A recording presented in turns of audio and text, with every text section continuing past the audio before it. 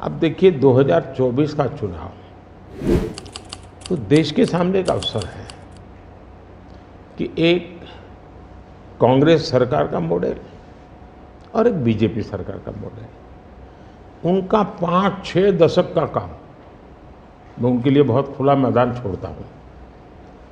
5-6 दशक का काम और मेरा सिर्फ 10 साल का काम।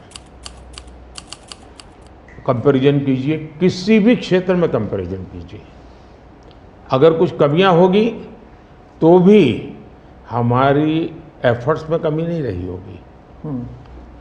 दूसरा, मुझे 10 साल में 2 साल तो कोविड की लड़ाई में जाना पड़ा और आफ्टर इफेक्ट भी बहुत था।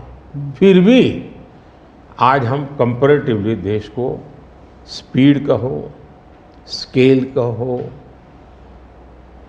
सर्वांगीण विकास की बात करें तो वो कहें, सर्वसमावेशक विकास की बात कहें तो वो देखें, हर पैरामीटर पे आपको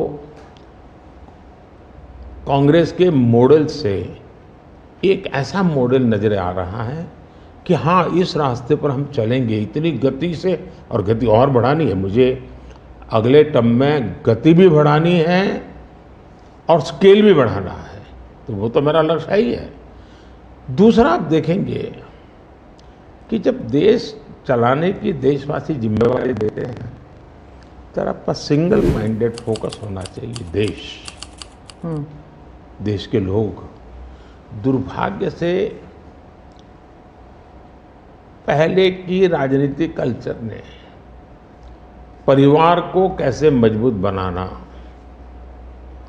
परिवार की जड़ों को कोई उखाड़ न दे, उसी में शक्ति लगाते रहे। जबकि मैं देश मजबूत इसी एक लक्ष्य को लेकर के काम कर रहा हूँ। मेरी सरकार पूरी उस लक्ष्य को लेकर काम रही। और जब देश मजबूत होता है तो हर कोई उसका बेनिफिशियरी संतोष अनुभव करता है। हाँ यार, कुछ तो हो रहा है,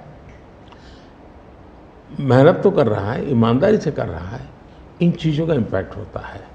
तो 2024 ये चुनाव है और चुनाव का मैदान है, तो हम एक अपने ट्रैक रिकॉर्ड को लेकर के गए हैं और वे अपने ट्रैक रिकॉर्ड को लेकर के आए हैं।